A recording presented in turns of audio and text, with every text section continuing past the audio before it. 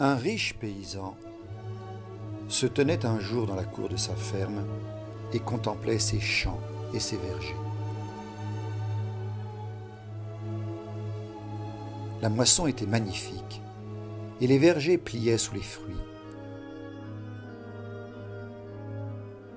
Ses greniers étaient encore pleins à craquer des récoltes précédentes, au point que les poutres en pouvaient à peine supporter la charge.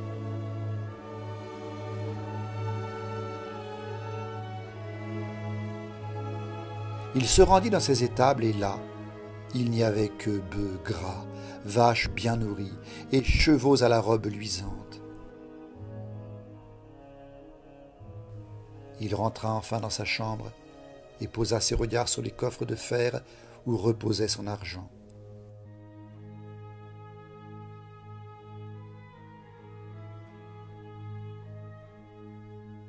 Comme il était là, à contempler ses richesses, on frappa soudain avec force.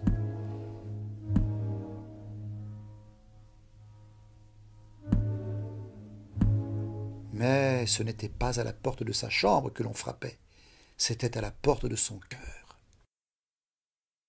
Alors son cœur s'ouvrit, et il entendit une voix qui lui disait « As-tu fait le bien autour de toi? As-tu songé aux pauvres dans le besoin? As-tu partagé ton pain avec ceux qui avaient faim? T'es-tu contenté de ce que tu avais ou en désirais-tu toujours davantage? » Son cœur répondit sans hésiter « J'ai toujours été dur et impitoyable avec les miens.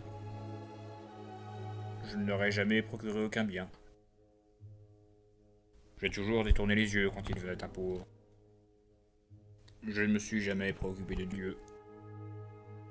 Je n'ai jamais pensé qu'à accroître mes richesses. J'aurais possédé tout ce qui existe sous le ciel, que je n'en aurais pas eu assez. » À cette idée, il fut pris d'épouvante.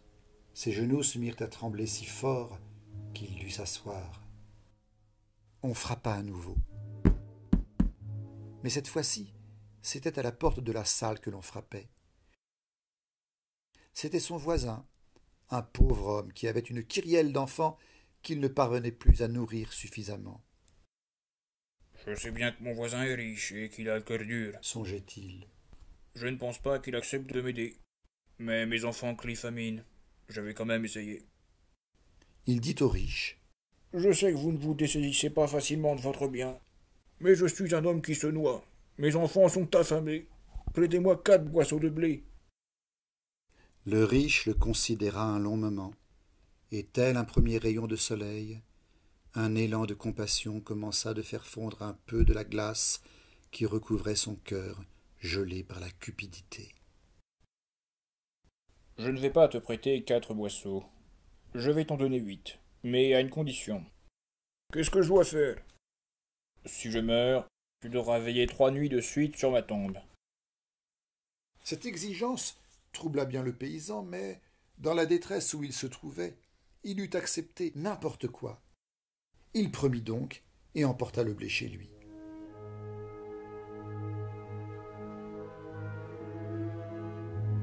C'était comme si le riche avait pressenti ce qui allait se passer. 3 jours plus tard, il tomba raide mort. On ne sut pas très bien comment cela arriva, mais personne ne le regretta.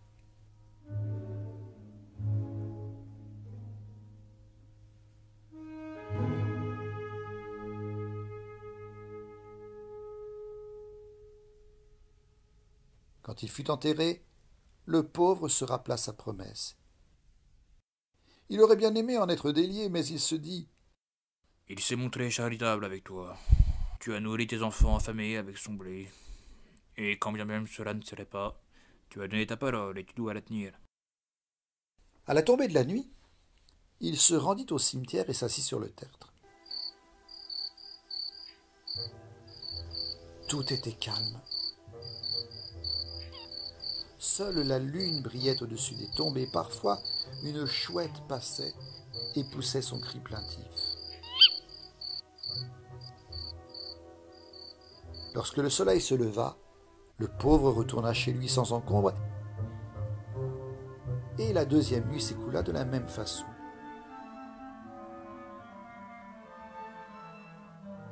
Le soir du troisième jour, il éprouva une angoisse étrange. C'était comme s'il sentait que quelque chose allait se passer. Lorsqu'il arriva, il aperçut, appuyé contre le mur du cimetière, un homme qu'il n'avait encore jamais vu. Il n'était plus jeune, il avait des cicatrices sur le visage et observait les alentours d'un œil vif et pénétrant. Il était entièrement enveloppé d'un vieux manteau d'où ne dépassaient que ses grandes bottes de cavalier. « Que faites-vous ici » lui dit le paysan. « Vous n'avez pas de frisson dans ce cimetière solitaire ?»« Je ne cherche rien. » répondit l'autre. « Mais je n'ai peur de rien non plus. Vous voyez, je ressemble au jeune homme qui était parti courir le monde pour apprendre à frissonner et qui n'y arrivait pas. Mais lui, il finit par épouser la princesse et hériter du même coup de grande richesse. Moi, je suis resté pauvre. Je suis un simple soldat ayant quitté l'armée et je compte passer la nuit ici puisque je n'ai pas d'autre gîte. » « Si vous n'avez pas peur, restez donc avec moi pour garder cette tombe là-bas. » Bah, monter la garde, c'est l'affaire du soldat. Allons-y. Ce qui arrivera, bon ou mauvais, nous serons deux à l'assumer. Le paysan acquiesça, et ils allèrent tous les deux s'asseoir sur la tombe. Tout demeura tranquille jusqu'à minuit. Et puis, brusquement, un sifflement strident retentit. Et les deux veilleurs aperçurent le malin qui se tenait devant eux en chair et en os. « Hors d'ici, canaille !» leur cria-t-il. « Celui qui gît dans cette tombe est un Morat. Je viens le chercher, et si vous ne déguerpissez pas, je vous tords le cou. » Mon beau sire à la plume rouge, vous n'êtes pas mon capitaine, répondit le soldat. Et je n'ai nul besoin de vous obéir. Pour ce qui est d'avoir peur, je n'ai pas encore appris ce que c'est. Passez votre chemin. Nous restons ici. Le diable pensa. Ces deux locteux, tu les auras plutôt avec de l'or. Et changeant de registre, il leur demanda sur un ton amical s'ils ne voulaient pas d'une bourse pleine d'or, moyennant quoi ils rentreraient chez eux. À la bonne heure, répondit le soldat. Mais une bourse? Non merci. Il nous faut plus que cela. Si vous nous donnez autant d'or qu'il peut en loger dans une de mes bottes, alors on vous laisse le champ libre et on s'en va. Je n'en ai pas autant sur moi, répondit le diable. Mais je pars en chercher. Je connais certains banquiers qui demeurent dans la ville voisine. C'est un bon ami à moi. Il m'avancera volontiers la somme. Dès que le diable disparut, le soldat retira sa botte gauche et dit « C'est le moment ou jamais de faire une bonne blague au charbonnier. Passe-moi seulement ton couteau, vieux frère. » Il découpa la semelle, l'ôta et cala la botte à côté de la tombe, au bord d'une fosse à moitié envahie par les hautes herbes. Tout est paré. Il peut se ramener à présent le ramoneur. Tous deux s'assirent et attendirent. Au bout de peu de temps, le diable revint, en tenant à la main un petit sac d'or. « Videz ça là-dedans. Mais il n'y en aura jamais assez, » dit le soldat en soulevant très légèrement la botte. Le noiraud vida le sac dans la botte, l'or passa au travers, tomba dans la fosse et la botte demeura vide. « Crétin de diable, » dit le soldat. « Je t'avais bien dit que ça ne suffirait pas. Allez, oust! Tu n'as plus qu'à aller en chercher d'autres, et tâche d'en rapporter assez ce coup-ci. » Le diable secoua la tête, partit, et revint au bout d'une heure avec un sac beaucoup plus gros sous le bras. « Verse toujours, mais je doute que ça nous remplisse la botte. » On entendit l'or teinter en tombant. Mais la botte resta vide. Le diable y plongea lui-même le regard de ses yeux flamboyants pour s'en convaincre. « Ce n'est pas permis d'avoir des mollets pareils. » Ah, monsieur croyait peut-être que j'avais un pied fourchu comme lui? Et depuis quand faites-vous le rapia? Filez vite et ramenez-nous plus d'or, sinon le marché ne tient pas entre nous. Le maudit s'éloigna encore. Cette fois, il resta plus longtemps absent, et quand il revint à la fin, il haletait sous le poids d'un sac énorme qu'il portait sur son épaule. Il le secoua au-dessus de la botte, qui ne se remplit pas davantage. Oh! Le diable écumait, et il voulut arracher la botte des mains du soldat. Mais à cet instant,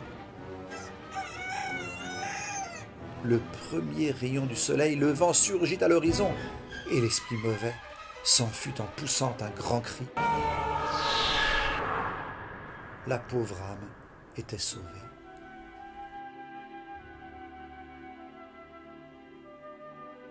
Le paysan voulut partager l'or, mais le soldat lui dit « Tu n'auras qu'à donner ma part aux pauvres. J'irai habiter avec toi dans la chaumière, et nous vivrons tranquillement avec le reste, aussi longtemps qu'il plaira à Dieu. »